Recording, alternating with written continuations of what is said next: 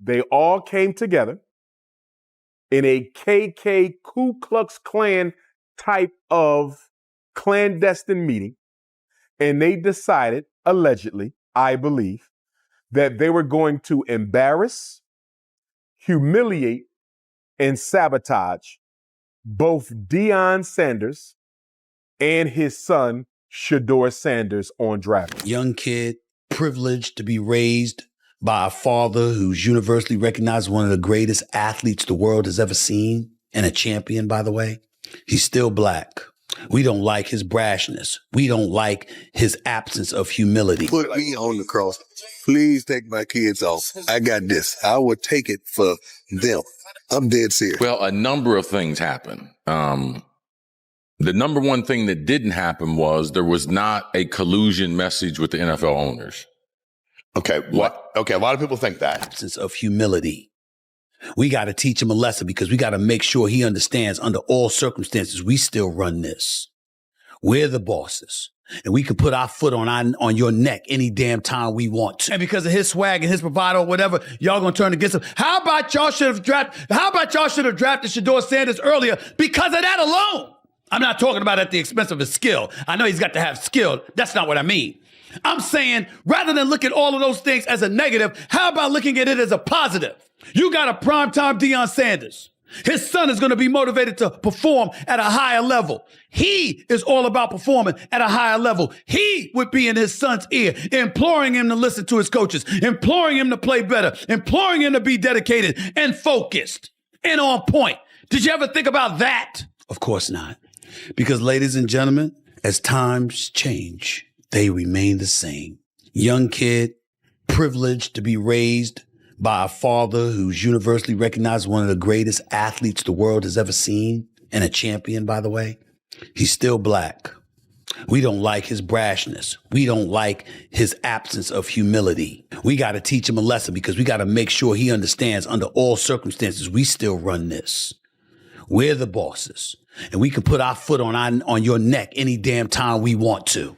That's what happened to Shedeur Sanders and Deion Sanders over the last few days, spanning 5 rounds and 143 picks. That's what happened. It was a check hook. Stay in your lane. Know your position. This is the National Football League. You ain't running a damn thing this way. You will be humble. You will conduct yourself with humility. Nothing is given to you. Everything is earned. And even then, we'll decide whether we want to give it to you or not. That's how they treated Shedeur Sanders. That kind of energy, that kind of message, that insatiable appetite to send and cement that kind of imprint on this young man has to be, at least to some degree, about his father. And let me tell y'all something about Deion Sanders real quick. He is confident as hell, supremely so. There's very little you could tell him because the brother is smart, he's studied, he's learned, and he's sincere with what... It started like any other draft day twist, until it didn't. Shedeur Sanders, son of the legendary Deion Coach Prime Sanders, dropped all the way to the 5th round. But according to Stephen A. Smith, this wasn't about stats or readiness. It was about power. Stephen A. claimed the NFL's white billionaire owners deliberately tanked Shedeur's draft spot to humble both father and son. Not because Shedeur couldn't play, but because Don wouldn't bow. And Shedeur, he was guilty by bloodline. Then came the line that blew up the internet. Smith described the league's actions as the result of a KKK-style clandestine meeting, an accusation that lit social media on fire. Shedeur Sanders scandal, as I'm going to call it. Not a scandal on his part, but a scandal on the racist NFL part. To me, is a reminder to every black man in America. No matter how rich, no matter how wealthy, no matter how famous, you are still a ninja in this society. NFL Commissioner Roger Goodell, I believe, allegedly, was also involved on this scandal to embarrass, humiliate, and sabotage both Deion Sanders and his son Shedeur on draft day. I believe that all 32 NFL team owners and their executives and NFL Commissioner Roger Goodell. I believe they all came together in a KK Ku Klux Klan type of clandestine meeting, and they decided, allegedly, I believe, that they were going to embarrass, humiliate, and sabotage both Deion Sanders and his son, Shedeur Sanders, on draft day. This was the NFL plantation slave masters. This was the NFL's plantation slave masters coming together to remind Deion Sanders, Shedeur Sanders, and Black America that you have no say-so here. You have no power here. And if you ever think that you are our equal, we will destroy you. Art, by sabotaging Shedeur and pushing him to the fin, I'm hoping that Deion and Shedeur will sue the NFL for racial discrimination and collusion against Shedeur on draft day. This ain't the end of this, Art. They need to... The draft wasn't just a talent showcase anymore. It had become something much darker. Before the rumors took over, the numbers told a different story. Shedeur Sanders wasn't just good, he was surgical. A 77% completion rate, all while taking hits behind one of the weakest offensive lines in college football. He stood tall, kept plays alive, and still delivered. Yet somehow that didn't seem to matter. Critics labeled him brash, entitled, and overhyped. Him off. And they took him off because the owner said, take him off. I don't want that guy. Shedeur Sanders just torpedoed himself. His attitude off the field at the combine, his dad didn't help him either. You know, he was on podcasts talking about, this is my son. If I can get him to where I want to get him to, I'm going to do that. But, you know, when you listen to this kid talk right prior or at the combine about if you want a new culture in your locker room, I'm the guy to do that. I can turn it around. I mean, he's very high on himself. And I think he was very off-putting to many, many coaches and general managers in the league. And I'm telling you right now, and I know this after talking to 3 different personnel people in the NFL this weekend, they didn't even have him on their board. They took him off. And they took him off because the owner said, take him off. I don't want that guy. I don't want this entitled person on our team. What does Shedeur Sanders need? What do you hope to get out of the NFL to help you reach your maximum potential as fast as possible? All I need is opportunity. Simple. Whatever franchise want to change their franchise, and there's no doubt who to go with. I've done it over and over and over, so you'll be a fool not to pick me. And Lewis mentioned again, if you ain't trying to change the franchise or the coach, don't give me. So you should know history repeats itself over and over and over. And I've done it over and over and over. So it should be no question why an NFL franchise should pick me. You think I'm worried about what critics say or what people got to say? You know who my dad is? They hated on him too. So it's like, it's almost normal. Without people hating, it's not normal for us. So we like the adversity. We like everything that comes with the name. That's why we are who we are. I mean, how many times did Raul get touched? You said what? How many times did Raul get touched? There was able, like, of course, whenever you're able to run the ball consistently and whenever you're able to, then that opens up the pass, you know? But it's just like, you got to understand, like, what your team good at. So it's like, why would we keep running the ball if, okay, we out there and we get in a situation where it's a must get and we don't get it? Are those kind of 4th and 1 conversions that haven't gone your guys' way in the last couple of, is that kind of playing into everybody's mind? Is that kind of something on your mind when thinking about, advancing the ball and whatnot?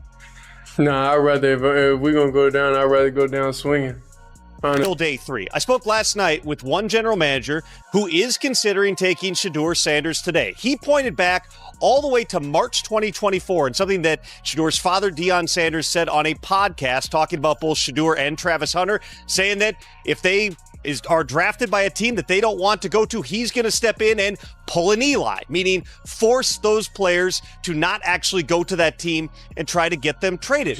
Throughout the pre-draft process, Shedeur Sanders very much proceeded as if he was dictating to clubs where he was going to go rather than how the draft works, which is the other way around. And there were a bunch of opportunities missed at the various checkpoints through that pre-draft process. Said that if the right team does not pick him, that you will intervene.